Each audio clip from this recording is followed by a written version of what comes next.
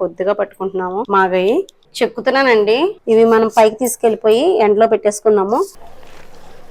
ముక్కలు కొంచెం ఇలా దగ్గరికి వచ్చి మనకి ముద్ద కింద అయ్యేటట్టు ఉంటే చూసుకుంటే చాలు. అయితే ఇక్కడ నేను స్వస్తిక్ వారిది 3 మ్యాంగో ప్రీమియం క్వాలిటీ గల మిర్చితోటి రెడీ అయిన కారం పొడి అలాగే ఆవాల పొడి అండి. ఈ రెండిటితోటి పచ్చడి అయితే పెడుతున్నానండి. కారం వాడించుకోవడం, ఎలాంటి కాయలు ఎంచుకోవాలి, ఎండుమిర్చి తెలియని వాళ్ళకి ఈ 3 మ్యాంగో పచ్చడి కారం అయితే చాలా బాగా ఉపయోగపడుతుంది. బయట మనకు దొరుకుతుంది కాబట్టి కొనుక్కొని హ్యాపీగా పచ్చడి పెట్టేసుకోవచ్చు. ఇది 2 కేజీల ముక్కలండి. 300 గ్రాముల కారం పట్టేస్తుందండి పులుపుని బట్టి.